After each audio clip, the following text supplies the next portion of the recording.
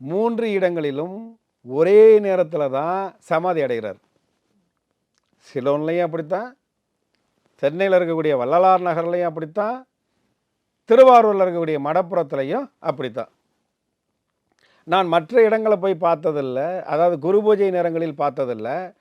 திருவாரூரில் குரு பூஜை நேரங்களில் நான் போய் பார்த்துருக்கேன்.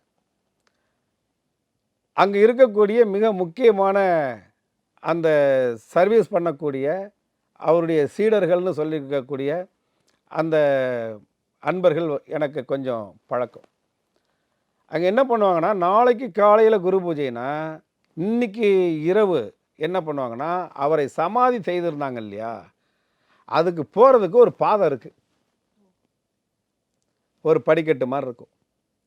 அதில் இறங்கி போவாங்க. அங்கே போகும் பொழுது என்ன அதிசயம் நடக்கும் அப்படின்னு கேட்டிங்கன்னா, பொங்கல் எடுத்துகிட்டு போயிட்டு நெய்வேத்தியம் வைக்கிறதுக்காக எடுத்துகிட்டு போவாங்க. இந்த பொங்கலை அப்படியே எடுத்துகிட்டு போக மாட்டாங்க. ஃபஸ்ட்டு போயிட்டு போன வருஷம் ஒரு பொங்கல் வச்சாங்க இல்லையா அவருக்கு நெய்வேத்தியத்துக்காக, அதை எடுத்துகிட்டு வந்து வெளியில் வைப்பாங்க. அந்த ஒரு வருஷம் போன வருடம் குரு பூஜைக்கு முதல் நாள் அவருக்கு வைத்து படைத்து வழிபட்ட அந்த பொங்கல் பிரசாதம் இன்றைக்கி தான் எடுக்கிறாங்க. இது சுட சுட இப்போ வச்ச மாதிரியே இருக்கும். அதுக்கு பிறகு தான் இப்போ இருக்கிற பொங்கல் எடுத்துகிட்டு போய் அங்கே வச்சு